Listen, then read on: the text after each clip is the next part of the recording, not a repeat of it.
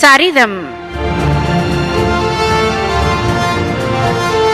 பாகம் 55.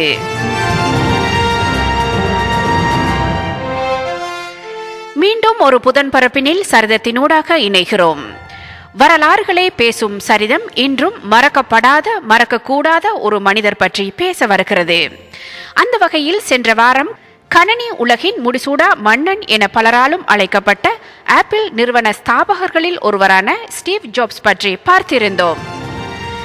வெற்றிகரமான அந்த சாதனையாளர் பற்றியதான பக்கங்களில் சிலதை கண்டும் கொண்டோம்.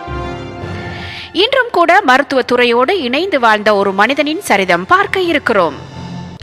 ஆமாம், அறுவை சிகிச்சைகள், உறுப்பு மாற்று சிகிச்சைகள் இன்றளவில் வெற்றி பெற்றிருக்கிறது என்றால் அதற்கு காரணம் அன்றைய மருத்துவர்கள் உழைத்த உழைப்பும் சிந்திய வியர்வையும் தான். அறுவை சிகிச்சையின் முன்னோடி, அறுவை சிகிச்சையின் தந்தை என்று அழைக்கப்படும் ஜோசப் லிஸ்டர் பற்றி இன்றைய சரிதம் அலச இருக்கிறது.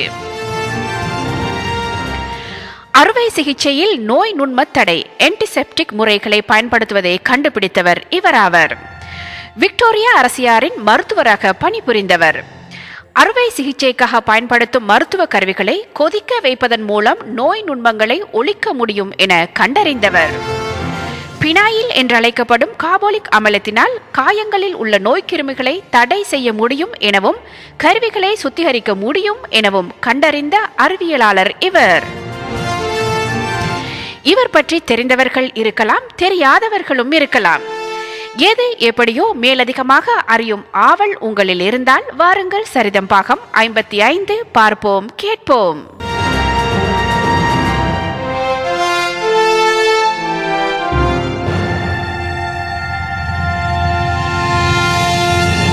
மரண பயம் என்பது ஒன்று சிறைச்சாலைகளில் தூக்கு தண்டனை விதிக்கப்பட்டு மரணத்தை எதிர்நோக்கும் கைதிகளுக்கு ஏற்படும், அல்லது தீவிரவாதிகளின் பிடியில் சிக்கி தவிப்பவர்களுக்கும் உயிருக்கு ஆபத்து ஏற்படக்கூடிய சூழலில் இருப்பவர்களுக்கும் ஏற்படும். ஆனால் சுமார் 135 ஆண்டுகளுக்கு முன்பு வரை நோய்வாய்ப்பட்டவர்களுக்கும் அறுவை சிகிச்சை செய்து கொண்டவர்களுக்கும் கூட மரண பயம் ஏற்பட்டது என்பது உங்களுக்கு தெரியுமா? இப்போதெல்லாம் உறுப்பு மாற்று அறுவை சிகிச்சைகள் கூட சர்வ சாதாரணமாக செய்து கொள்ள முடிகிறது. ஆனால் அந்த காலகட்டத்தில் சாதாரண அறுவை சிகிச்சை தேவைப்பட்டவர்கள் கூட உயில் எழுதி வைத்துவிட்டுத்தான் சிகிச்சை செய்து கொண்டனர். சிகிச்சைக்கு பிறகு இறந்து விடுவோம் என்ற மரண பயம் அனைவரையும் வதைத்தது. அதற்கு காரணம் இல்லாமல் இல்லை. அறுவை சிகிச்சை செய்து கொண்டவர்களில் 50% ஒரு சில நாட்களில் இறந்து விடுவது சர்வசாதாரணமாக நடந்த ஒன்று. அவர்களுக்கெல்லாம் அறுவை சிகிச்சை செய்யப்பட்ட பகுதிகளில் செப்டிக் பாய்சனிங் என்ற விஷம் ஏற்பட்டு அது உடல் முழுவதும் பரவியதால் மரணம் சம்பவித்தது என்பது இப்போது நமக்கு தெரியும் உண்மை. ஆனால் அப்போது அதனை அறிந்து கொள்ளாத மருத்துவ உலகம் என்ன செய்வதென்று தெரியாது திகைத்தது. பல மருத்துவர்கள் வேறு வழியில்லை என்று சொல்லி சிகிச்சைகளை தொடர்ந்தனர். ஆனால் ஒரு மருத்துவர் மட்டும் அந்த மரணங்களை எப்படியாவது தடுக்க வேண்டுமே என்று விரும்பினார். தடுக்க முடியும் என்று நம்பினார். அந்த தனி ஒரு மனிதனின் வைராக்கியமும் விடாமுயற்சியும் மனித உயிர்களை காப்பதுதான் மருத்துவர்களின் கடமை என்ற திடமான நம்பிக்கையும் தான் அவருக்கு நவீன அறுவை சிகிச்சையின் தந்தை என்ற பெயரையும் புகழையும் பெற்று தந்திருக்கின்றன. அந்த வரலாற்று நாயகர்தான் ஜோசப் லிஸ்டர். இங்கிலாந்தின் எசெக்ஸ் மாநிலத்தில் அப்டன் என்னும் நகரில் 1827 ஆண்டு ஏப்ரல் மாதம் 5ஆம் நாள் பிறந்தார் ஜோசப் லிஸ்டர். சிறு வயதிலிருந்தே பிறரின் வேதனைகளை கண்டு இறங்கும் குணம் அவருக்கு இருந்தது. நோயினால் அவதியுறுவோரின் வேதனைகளை கேட்டும் சில சமயங்களில் நேரடியாக பார்த்தும் தான் ஒரு அறுவை சிகிச்சை மருத்துவராக வர வேண்டும் என்ற எண்ணத்தை சிறு வயதிலிருந்தே அவர் வளர்த்து கொண்டார். அதுவும் சாதாரண மருத்துவராக இல்லாமல் உயிருக்கு உத்தரவாதம் தரும் மருத்துவராக வர வேண்டும் என்று கனவு கண்டார். பல வரலாற்று நாயகர்களைப் போலவே இவரது கனவையும் நனவாக்கி காட்டியது வரலாறு. மருத்துவ படிப்பை முடித்ததும் தான் விரும்பிய அறுவை சிகிச்சை துறையிலேயே சிறப்பு தேர்ச்சி பெற்றார் லிஸ்டர். அப்போது புகழ் பெற்றிருந்த ஜேம்ஸ் ஸ்விமி என்ற அறுவை சிகிச்சை நிபுணரிடம் உதவியாளராக சேர்ந்தார். பின்னாளில் அவரது மகள் எக்னஸையே திருமணம் செய்து கொண்டார். மரணத்தை தடுத்து நிறுத்த வேண்டும் என்ற அவரது போராட்டத்தில் மிக பெரிய பலமாக இருந்தவர் அவரது மனைவி எக்னஸ்.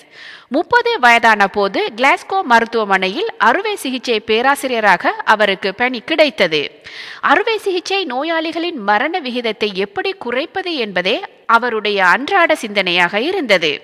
தான் அறுவை சிகிச்சை செய்த ஒரு நோயாளி இறந்து போனால் அது தன்னுடைய தோல்வி என்று கருதினார். 1865 ஆண்டு புகழ்பெற்ற பிரெஞ்சு ஆராய்ச்சியாளர் லூயி பாஸ்டரின் ஆராய்ச்சி கட்டுரை ஒன்றை படிக்கும் வாய்ப்பு லிஸ்டருக்கு கிடைத்தது. பொருட்களை புளிக்கச் செய்யும் உயிருள்ள கிருமிகள் காற்றில் இருக்கின்றன என்றும் அந்த கிருமிகளால் தான் காயங்களில் விஷம் பரவுகிறது என்றும் பாஸ்டர் கூறியிருந்தார். அப்படியென்றால் பொருட்களை அழுகச் செய்யும் கிருமிகளை அழிப்பதற்கான விஷ முறிவு மருந்தை, அதாவது ஆன்டிசெப்டிக் மருந்தை கண்டுபிடிக்க வேண்டும் என்று உணர்ந்தார் லிஸ்டர். அப்போதிலிருந்தே விஷ முறிவு கண்டுபிடிக்கும் ஆராய்ச்சியில் கடுமையாக ஈடுபட்டார். அழுக்குகளை சுத்தப்படுத்த உதவும் கார்பனிக் அமிலம் கலந்த கிரியோசோட் என்ற ஒரு திரவத்தை வாங்கினார். அந்த திரவத்தை ஒரு நோயாளி மீது பயன்படுத்தி பார்த்தார். அந்த நோயாளி இறந்து போகவே மனமுடைந்து போனார் லிஸ்டர். ஆனால் அவரது மனைவி அக்னஸ் தொடர்ந்து முயற்சி செய்யுமாறு ஊக்கமூட்டினார். தோல்வியடைந்த 5 மாதத்திற்கு பிறகு மீண்டும் அதே மருந்தை பயன்படுத்தி பார்க்க விரும்பினார். கால் எலும்பு முறிந்த ஒரு 11 வயது பையன் மருத்துவமனையில் அனுமதிக்கப்பட்டிருந்தான். கணவனை இழந்த தன் தாய்க்கும் மற்ற தனது சகோதரர்களுக்கும் நான் தான் சோறு போட வேண்டும் என்பதால் தன்னை எப்படியாவது காப்பாற்றி விடுமாறு லிஸ்டரிடம் முறையிட்டான் அந்த பையன். கார்போலிக் அமிலத்தில் நனைத்த துணியை கொண்டு காயத்தில் கட்டு போட்டார் லிஸ்டர். 4வது நாள் கட்டை பிரித்து பார்த்தபோது அவர் வியந்து போனார். காயம் சீல் பிடிக்கவில்லை, மாறாக குணமடைய தொடங்கியிருந்தது. மகிழ்ந்து போனார் லிஸ்டர். ரணங்கள் அழுகி விஷமடைவதை தடுக்க முடியும் என்று அவர் நிரூபித்து காட்டியதை ஏனோ மருத்துவ உலகம் அப்போது ஆர்வமின்றி வரவேற்றது. ஆனால் பாராட்டையெல்லாம் எதிர்பார்க்காத அவர் நோயாளிகளின் உயிரை காக்க தன் ஆராய்ச்சிகளையும் மருத்துவமனையில் மாற்றங்களையும் தொடர்ந்தார். அறுவை சிகிச்சை அறையிலும் வார்டிலும் கார்பனிக் அமிலத்தை பயன்படுத்தி காற்றை தூய்மைப்படுத்தினார். மருத்துவ கருவிகள் கிருமி நீக்கம் செய்யப்பட வேண்டும் என்று வலியுறுத்தினார். மருத்துவமனையில் அவரது கட்டுப்பாட்டில் இருந்த வார்டில் மரண விகிதம் குறைய தொடங்கியது. அப்போது கூட மருத்துவ உலகம் அவரை பாராட்டாமல் கேலி செய்தது. ஆனால் அவரால் உயிர் பிழைத்தவர்கள் அவரை தெய்வமாக போற்றினர். சில ஆண்டுகளுக்கு பிறகு லண்டனில் கிங்ஸ் கல்லூரியில் பேராசிரியராக சேர்ந்தார் லிஸ்டர். அங்கும் மாணவர்கள் அவரை கேலி செய்தனர். அவரை பார்க்கும் போதெல்லாம் கிருமி வருகிறது என்று நகைத்தனர். மருத்துவ சஞ்சிகைகள் சில அவரை பொய்யர் என்றனர். ஆனால் சாதனையாளர்கள் மனம் தளர்ந்ததாக வரலாறு இல்லையே. 1877 ஆண்டு மிக மோசமாக இருந்த ஒரு நோயாளிக்கு அறுவை சிகிச்சை செய்ய அப்போதைய புகழ்பெற்ற மருத்துவர் ஜான் ஹண்டர் மறுத்துவிட்டார். லிஸ்டரின் மருத்துவ முறைகளை கேலி செய்தவர்களில் அவரும் ஒருவர். அவர் செய்ய மறுத்த அறுவை சிகிச்சையை தான் செய்வதாக கூறி வெற்றிகரமாக அதனை செய்தும் காட்டினார் லிஸ்டர். அதிலிருந்து மனம் மாறினார் ஜான் ஹண்டர். அடுத்த 5 ஆண்டுகளில் அந்த இரு மருத்துவர்களும் இணைந்து பல அறுவை சிகிச்சைகளை வெற்றிகரமாக செய்து முடித்தனர். அவரது சிகிச்சை முறையை உலகம் ஏற்றுக்கொண்ட பிறகு 30 ஆண்டுகள் வரை உயிர் வாழ்ந்தார் லிஸ்டர். மருத்துவ உலகிலேயே அவருக்குத்தான் ஆர்டர் ஆஃப் த மெரிட் என்ற பட்டம் முதலாக வழங்கப்பட்டது. உலக நோயாளிகளுக்கு மரண பயத்தை போக்கிய ஜோசப் லிஸ்டர் 1912 ஆண்டு பிப்ரவரி 10 தனது 84வது வயதில் காலமானார்.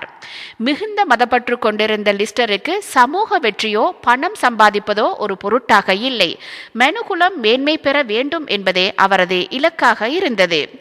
நோய் நுண்மத்தடை அறுவை சிகிச்சை பற்றிய லிஸ்டரின் முதலாவது முக்கிய ஆய்வு கட்டுரை 1867 ஆண்டில் வெளியானது. இது பற்றிய கருத்துக்கள் உடனடியாக ஏற்றுக்கொள்ளப்படவில்லை. எனினும் 1869 ஆண்டின் எடின்பர்க் பல்கலைக்கழகத்தில் அறுவை சிகிச்சை பிரிவின் தலைவர் பதவி இவருக்கு வழங்கப்பட்டது.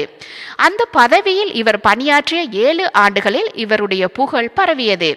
1875 ஆண்டில் இவர் ஜெர்மனியில் சுற்றுப்பயணம் செய்து தமது கொள்கைகள் குறித்தும் முறைகள் குறித்தும் சொற்பொழிவுகள் ஆற்றினார். அதற்கு அடுத்த ஆண்டில் அமெரிக்காவிலும் இவர் இதே போன்ற சொற்பொழிவு பயணம் மேற்கொண்டார். எனினும் பெரும்பாலான மருத்துவர்களுக்கு இவருடைய முறையில் நம்பிக்கை ஏற்படவில்லை. 1877 ஆண்டில் லண்டனில் உள்ள கிங்ஸ் கல்லூரியில் அறுவை சிகிச்சை துறையின் தலைவராக பதவியில் நியமிக்கப்பட்டார். இப்பதவியை இவர் 15 ஆண்டுகள் வகித்தார்.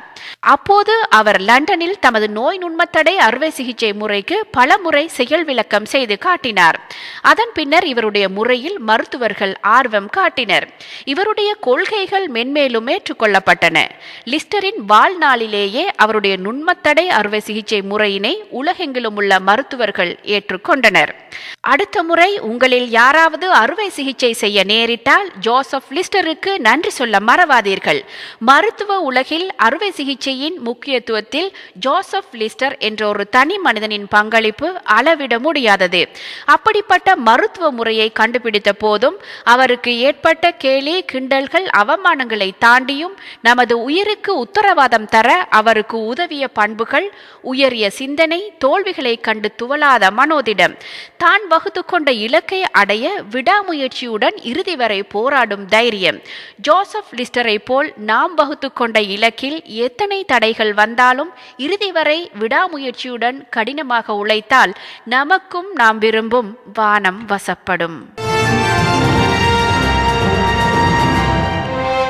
நிறைவுக்கு வருகிறது சரிதம். இதுவரை நீங்கள் பார்த்ததும் கேட்டதும் அறுவை சிகிச்சையின் தந்தை என போற்றப்படும் ஜோசப் லிஸ்டர் அவர்களுடைய வாழ்க்கை சரிதம். மீண்டும் அடுத்த வாரம் இன்னொரு சரிதத்தோடு சந்திப்போம்.